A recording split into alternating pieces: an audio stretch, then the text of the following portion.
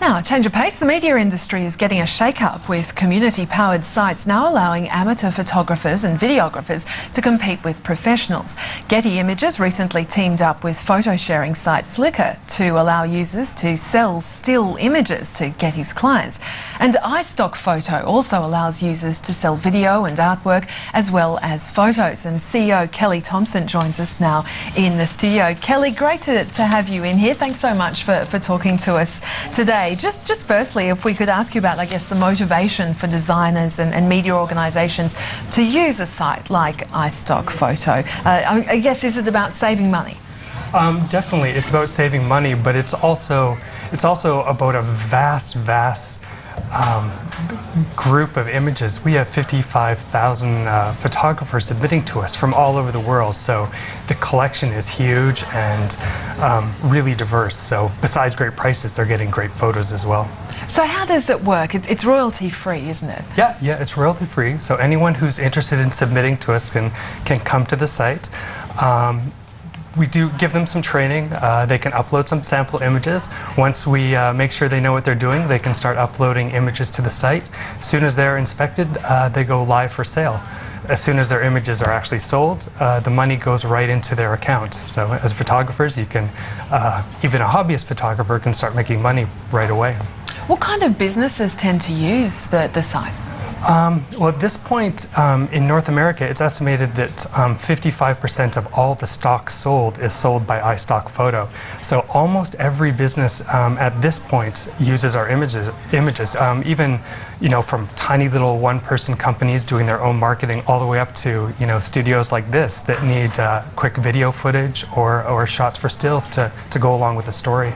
And what about worldwide? Worldwide, it's pretty much the same. In the English-speaking parts of the country, or parts of the world, we have very good traction. Australia is our fourth largest market worldwide. We have some great illustrators and great photographers locally here. Okay then, so you actually vet though the photographers. How do you do that? Yeah, so we have 110 image inspectors worldwide, and every photo that comes through, we make sure it's legal for sale. If there's a person in it, it does need a model release. Oftentimes things need property releases as well. And there's a few things that actually can't be sold as royalty free.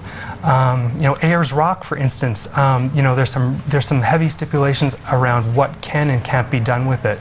In other countries like in France, the Eiffel Tower is one that can be tricky. You can shoot it during the day and sell it, but you can't shoot it at night because the lights are trademarked, if you can believe it. So there you go. Didn't know that. So I guess how many would get rejected? So about 60% of the images that come through are accepted for sale.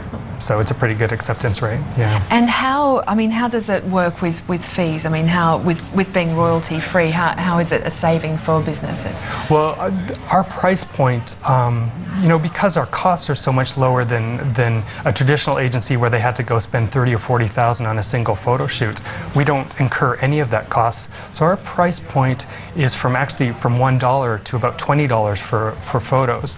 So it's significantly less than a traditional house would have to charge. And is it for one-time use, or they can work out their... Royalty-free means they can buy it once and use it as many times as they want. So. Okay then. Just looking at, I guess, the implications of community content sites, what are they for professional photographers? So for professional photographers, we tell them that this is just one more channel for them to sell their images through. Our top-selling photographers, people sometimes tend to refer to them as amateurs, but they're making $300,000 or $400,000 a year, and that's definitely not amateur status anymore. So for a long time professional photographer, we say, hey, if there's some images you'd like to give us a chance on the site and see how they sell, just treat this as one more place for you to sell your photos. And they've been really happy with those results. So. You were talking just there about the restrictions on what can be photographed and sold. But how do you monitor the use of images at the other end and reduce any copyright infringement?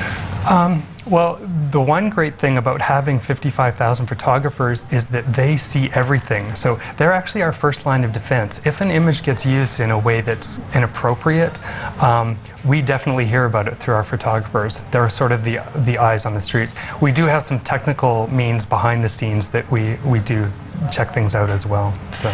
You've been going since, what, 2005? Actually, 2001. 2001? Yeah. And yeah. what, it's in Australia since? Yeah, actually, almost since day one. Some of our first contributors were from Australia, so wow. That's why we have such good grounding here. How have you seen the industry evolve since that time?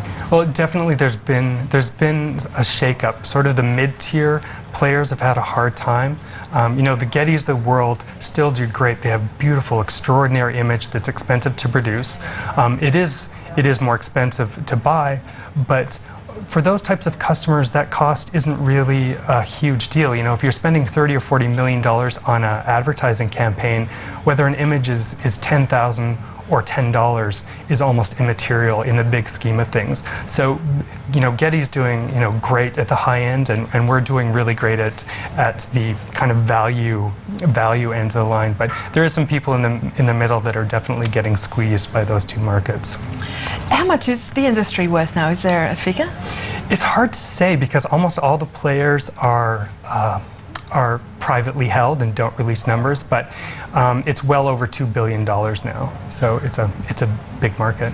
Obviously, pretty much all we've been talking about for the past year anyway has been the credit crunch and all the turmoil that we've been seeing on financial markets. We're now hearing about worries about technology spending, about advertising budgets being pulled back. How's that going to affect your business, and how can you protect yourself? Do you know, we're probably one of the few businesses that actually kind of look at something like that and go, this might actually help us out in the long run.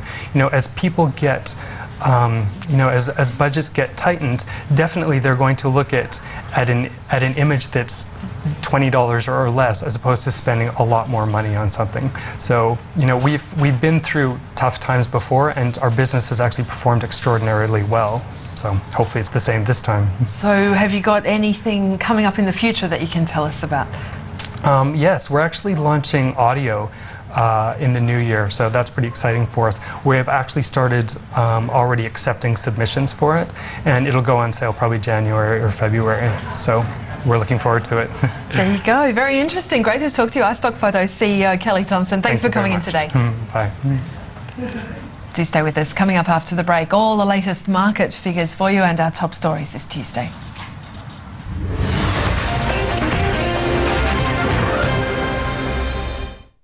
In an all-new Family Secrets, 2 nearly perfect marriages, 2 nearly perfect crimes. An execution. You don't get any closer. From soulmates to prime suspects. I am truly in the presence of an evil person. He had built up this persona he just couldn't live up to. Now, what happened behind closed doors is no longer a family secret. They are not what they claim to be. There's that old line, you never know who you marry. Thursday on Sky News.